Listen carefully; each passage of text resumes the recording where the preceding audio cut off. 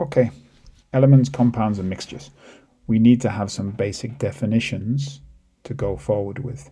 Now, many of these terms you will have heard already in Key Stage 3, but we need to have an IGCSE definition so that we can answer questions in exams, questions that might be worth 2 marks.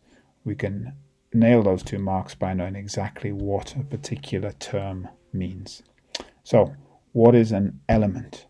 Now, this is a concept that's been around for many hundreds of years, in fact, over 2,000 years. And it's the idea that in an amount of stuff that we've only got one particular type of atom. Now remember, we can identify atoms by their number of protons, their proton number.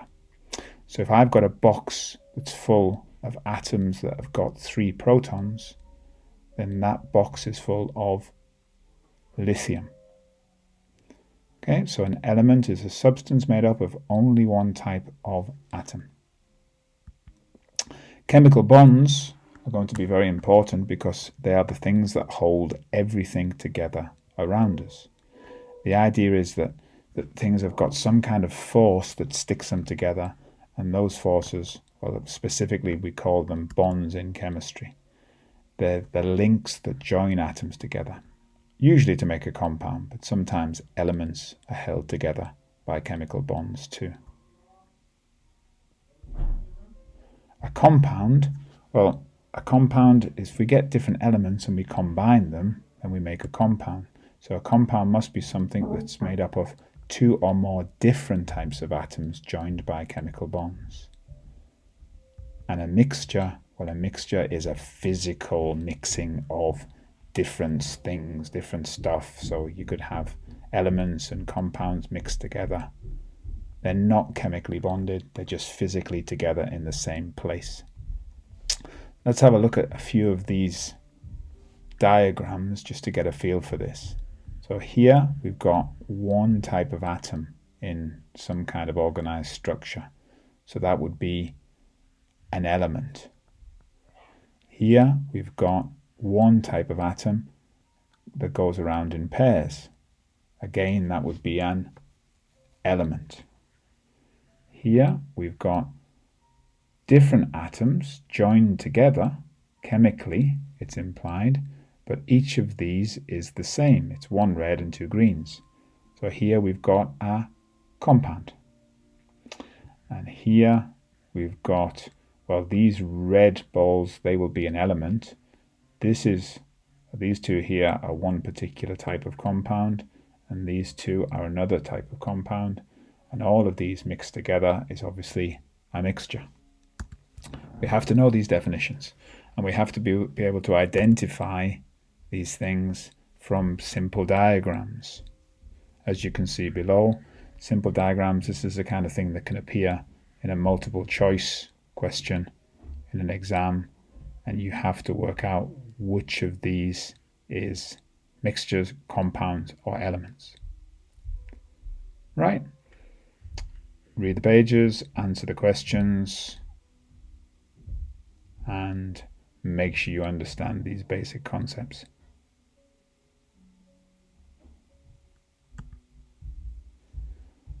One way to practice the ideas that we've just looked at is to take some substances that you may or may not have heard of and to try and categorize them.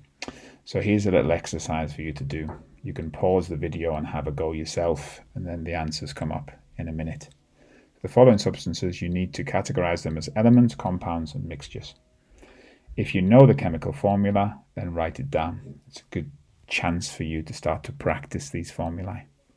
So you can pause the video, try and put them in the correct column, and then you can look at the answers.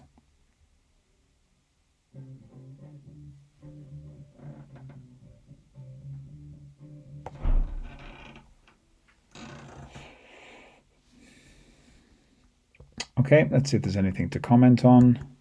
Elements, hydrogen, bromine. Where can you find these? All of these will have their own little box in the periodic table. So how do you know it's an element? Well, it's in the periodic table. Compounds They tend to have names, stranger names. You definitely won't find them in the periodic table.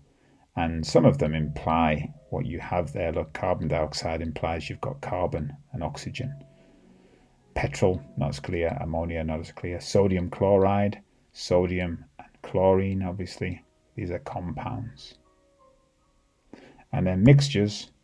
Well, mixtures, the classic mixtures in chemistry are air, which is a mixture of different gases, crude oil, and obviously colacao. When you make a cup of colacao, it's got lots of different things. Some of them float, some of them dissolve, but essentially it's a big mixture of things. Bleach, you will have heard of. In your house, you will have some bleach, I imagine, and it's a mixture of 3 different chemicals. And brass is an alloy, and an alloy is a mixture of metals. So brass isn't on the periodic table, but it is a mixture of copper and zinc, approximately 2/3 copper, 1/3 zinc.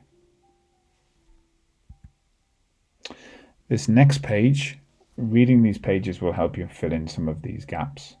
I'm not going to fill these in for you because it's very clear.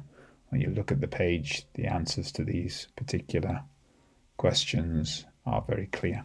So take some time to work through the pages and to fill in these spaces.